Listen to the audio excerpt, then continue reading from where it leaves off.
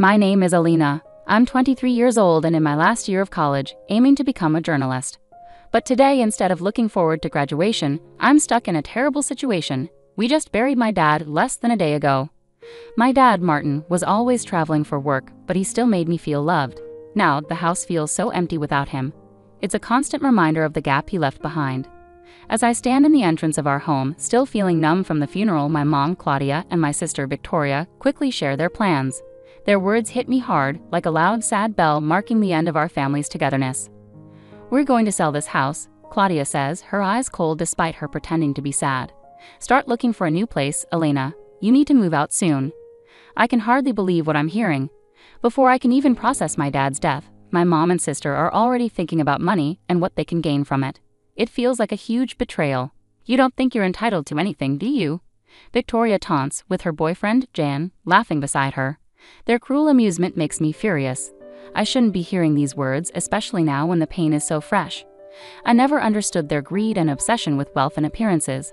I was always the odd one out in the family, too serious and studious. Elena the dreamer, they used to mock. And now, faced with their scheming, all the years of indifference and mockery boil over. You're the worst, I shout, unable to hold back my anger. I'm done with this. I'm done with all of you. The bell rings, cutting through my outburst. Annoyed at the interruption, I wipe away my angry tears and open the door. A man in a dark suit stands there, holding a briefcase, and his face looks vaguely familiar. My condolences, he says solemnly. May I come in? Who is this stranger, showing up at the worst possible time with such a serious tone? I'm not ready to deal with anyone else right now, but something in his eyes tells me this isn't just a courtesy visit. I step aside and let him in, wondering what this means for our already fragile family. The echo of my father's laughter used to fill our home, softening the sting of my mother and sister's harsh words. Now, the walls seem to close in on me, mixing memories of their hurtful comments with the emptiness his death has left. I always found comfort in my studies, hoping they would lead me to a meaningful life, away from the shallow desires that drove Claudia and Victoria. But as I sit at the dining table, it's hard to focus on anything but the void Martin's passing has created. Silent meals have become the new normal since Dad got sick and passed away. Victoria is always on her phone, and Claudia flips through high-fashion magazines, completely detached from our reality. Their latest plan to sell our home and leave me behind was the final blow to our family bonds. They seemed so eager to chase their dreams of luxury condos and designer lives that nothing else mattered. Dad had been our anchor, and I'd hoped for at least a semblance of unity after he was gone. But now, seeing their blatant opportunism, the illusion of family was shattered, and something inside me snapped. I was tired of being the outsider, the one who cared. I was ready to walk away from it all. Lost in these thoughts, the doorbell rings, a sound that now only means more disruption and bad news. At the door stands a man from my father's past, someone whose ties to our family had faded over time. Good evening, he greets me. I need to speak with you about your father's affairs. His formal tone feels out of place in our messy living room, a stark reminder of our family's discord. I nod and gesture for him to sit down. Claudia and Victoria peek out from the kitchen, their curious faces showing irritation. The man pulls out a stack of papers from his briefcase, his expression serious. I'm Mr. Adams, your father's attorney. He entrusted me with his will and some final instructions, he explains, adjusting his glasses with a seriousness that hints at significant news. Claudia leans forward, visibly intrigued, while Victoria tries to appear nonchalant but stays close by. As Mr. Adams prepares to speak, I steel myself for what's coming next, unsure of the impact it will have but certain our family dynamics are on the brink of change once again. The room fills with tension as Mr. Adams clears his throat and unfolds the document containing my father Martin's final wishes. Claudia and Victoria lean forward eagerly, their attempts at composure slipping since his passing. In accordance with your father's wishes, Mr. Adams begins, I am here to read the will and begin the process of carrying out his instructions. His gaze moves between each of us, perhaps assessing our readiness for what he's about to reveal. I can't shake a sense of dread. Years of living under my mother and sister's expectations had conditioned me to expect little and prepare for disappointment. Yet as the attorney starts to speak, it becomes clear that our expectations are about to be upended. To my daughter Elena, I leave the entirety of my estate, including the family home and all accumulated savings and investments. The room falls into a hushed silence, broken only by the soft shuffle of papers and the steady tick-tock of the grandfather clock. Mr. Adams continues reading, but his words barely register with me. All I can hear is the pounding of my heart and a buzzing in my ears. It can't be right. There must be some mistake. Me? I managed to stammer, my voice sounding strange to my own ears. But why? Victoria pushes her chair back abruptly, her eyes wide with a mixture of shock and anger. Claudia, equally stunned, sits frozen, her mouth opening and closing silently. Jen, who had been quietly lingering in the background, steps forward as if to comfort or perhaps restrain Victoria. "This has to be some kind of joke, right?" Jen demands, but Mr. Adams only sullenly shakes his head. "There's no mistake," he assures us. Martin was very clear in his wishes. He believed that Alina, with her principles and dedication, would best honor his legacy and manage his assets responsibly. Claudia finds her voice, her disbelief turning to anger. "But what about us?" she demands sharply, her voice shaking with fury. "Are we supposed to get nothing while she gets everything?" The question lingers in the air, thick with resentment from my mother and sister. I'm speechless, caught between the weight of this unexpected responsibility and the hurt of their obvious greed. Mr. Adams looks at me. Martin had his reasons, which he believed would become clear in time. Right now, we need to discuss the next steps and the details of the estate. As Mr. Adams speaks, I can't help but wonder what my father saw in me, what trust he had placed in my hands, and how I could ever live up to it amidst the wreckage of our family unity. The silence following Mr. Adams's revelation feels as heavy as the sorrow I felt at my father's funeral. Claudia and Victoria's anger fills the room, crashing against my shock like relentless waves against a cliff. For a moment, no one says anything. We're frozen in place, the weight of my father's will slicing through the air like a chill wind. "My reasons," Mr. Adams continues, addressing me directly, "are explained in a personal letter your father left for you, Elena. I am to give it to you after we finish here." Victoria's voice breaks the silence. "There must be some mistake," she protests, her words echoing off the walls, igniting a conflict I have no desire to engage in. Jan puts a hand on her shoulder, trying to calm her, but her determination remains unyielding. How can she just inherit everything? Victoria's tone rises sharply, incredulous. "And what about us? Are we suddenly strangers he's decided to abandon after everything we've done for him?" She wields her words like a weapon, her disbelief escalating into a crescendo of frustration. Claudia's shocked facade gives way to anger. "Exactly. There must be some provision for this, some oversight or option to challenge it. This is absurd." Her hands tighten on the chair's arms, her knuckles turning white. I finally speak up, my voice weak even to my own ears. I don't understand. Why would Dad do this? What was he thinking?" My mind races with unanswered questions, all leading back to a man I now realize I may never have truly known. Mr. Adams takes off his glasses, rubbing his nose before replying. "Martin had his reasons and he wanted you to understand them, in his own words. As for Claudia and Victoria," he turns to them, "you have the option to contest the will if you choose."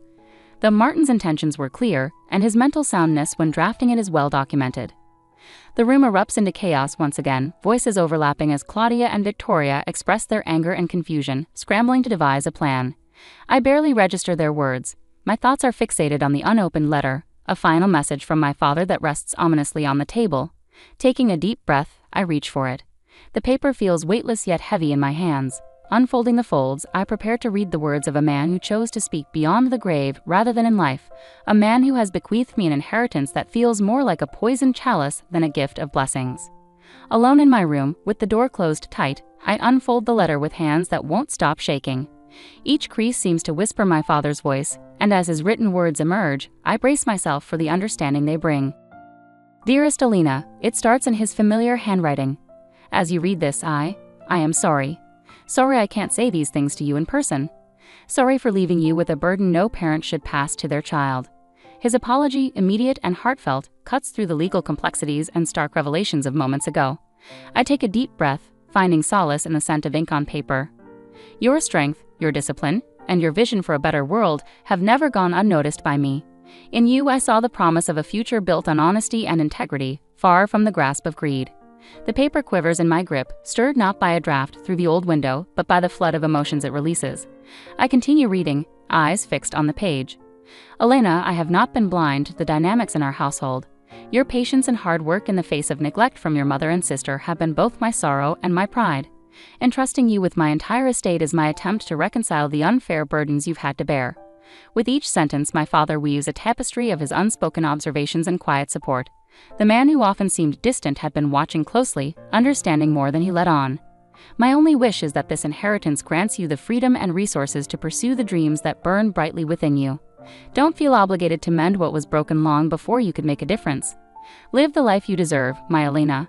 Folding the letter, I hold it against my chest, feeling the love etched in ink by a father who recognized his daughter's selfless sacrifices.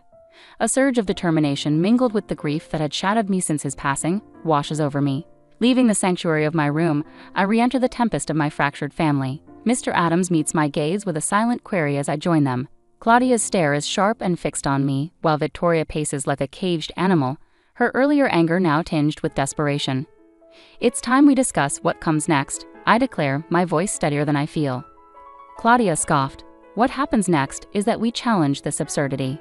Victoria nodded fiercely. "You can't just take everything, Elena. We deserve our fair share." Mr. Adams intervened. Challenging the will would be a lengthy and costly process with no guaranteed outcome. Martin's wishes are clear and well within his rights to enforce. With my father's heartfelt words weighing heavily in my thoughts, I faced them. The family that had never quite felt like a family. It wasn't my decision, but it was his, and I intend to respect it. Tension gripped us all like chains, but amidst the turmoil, one truth remained resolute.